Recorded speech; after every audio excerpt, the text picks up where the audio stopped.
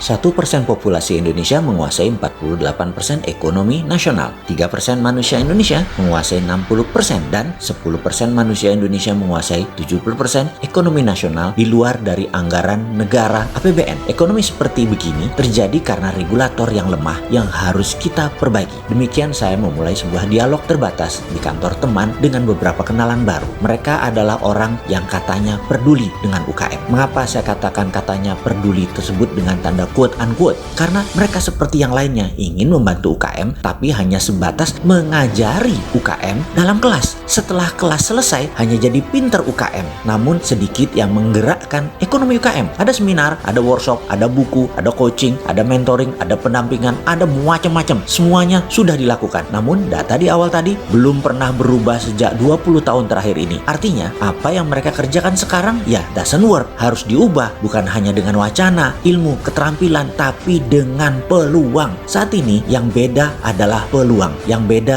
yang tidak adil adalah kesempatan. Coba deh, apa syarat pinjaman bank? Ada jaminan. Apakah semua pengusaha punya jaminan? Apakah UKM punya jaminan? Pertanyaan berikutnya, apakah syarat IPO di bursa saham? Omsetnya harus di atas 50 miliar setahun atau kapitalisasinya harus besar. UKM bisakah melantai di bursa IDX? Pakai fintech? Pakai pinjaman tersebut? Wih, bunganya jadi rentenir tuh. Membuka lapangan kerja di mana 97% angkatan kerja diserap UKM, tetapi UKM tidak bisa pinjam bank, tidak bisa IPO. Lalu ilmu yang diajari tadi oleh orang yang dikatakan peduli tadi dipakainya di mana? Disinilah serunya pembicaraan kemarin di mana kita ditantang bagaimana bisa menjawab $1 million question. Bagaimana UKM bisa naik kelas, yaitu menjadi perusahaan beraset besar dan beromset besar. Kalau saya boleh usul, yang pertama adalah bagaimana perusahaan bisa beromset besar terlebih dahulu. Jadi strateginya adalah selling terlebih dahulu. Kita semua tahu selling adalah seni menjual yang seharusnya di atasnya adalah marketing dulu, bahkan seharusnya di atasnya lagi marketing ada yang namanya branding terlebih dahulu. Tapi kelamaan kalau di saat COVID kita bangun branding dulu, menentukan marketing dulu,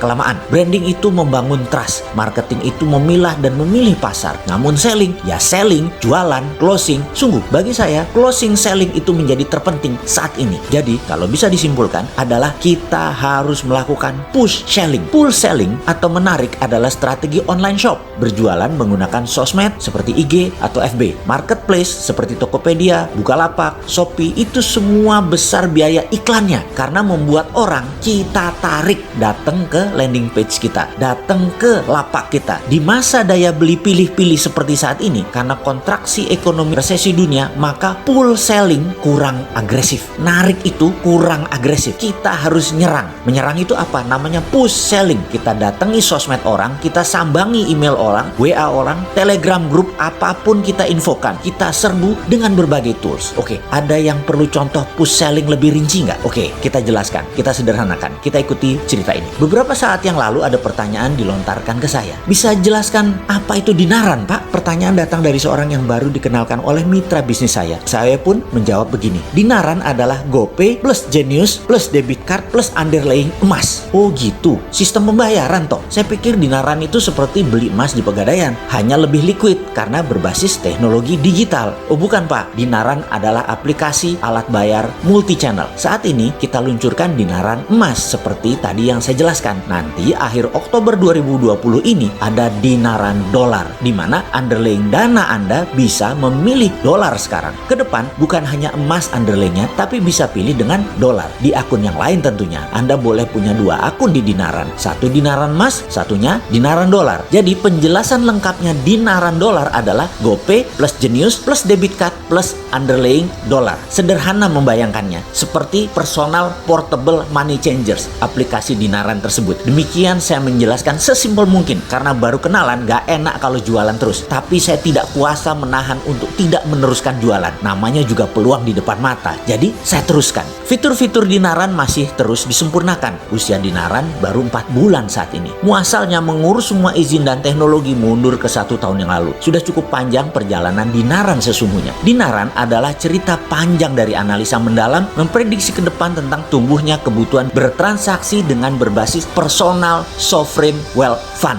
yaitu uang pribadi masing-masing setiap individu punya underlayingnya. Di sisi lain, aplikasinya harus memiliki semua sarana untuk uang keluar dan uang masuk. Wallet, e-money nih, debit dan berbagai multi-channel harus bisa menjadi sarana bayar atau sarana transaksi. Dinaran saat ini belum berani klaim diri sebagai the first digital banking 5.0, yaitu banking from non-bank. Belum, Dinaran masih bayi, baru 150.000 member dan nasabah yang terdaftar 4 bulan ini. Masih banyak fitur-fitur yang belum selesai dan terus disempurnakan. Kami optimis dalam beberapa tahun ke depan, Dinaran akan diperhitungkan di kancah internasional. Semua ini sangat bergantung kepada Anda sahabat semua yang percaya dengan kekuatan nasional yang bisa menjadikan Indonesia pemain kelas dunia. Sahabat, terima kasih atas kepercayaan dan dukungan terhadap Dinaran. Bagi sahabat yang ingin bergabung dan mendaftar, bisa download aplikasi di App Store atau transaksi langsung di web dinaran.id. Demikian contoh sederhana push selling. Semoga bermanfaat.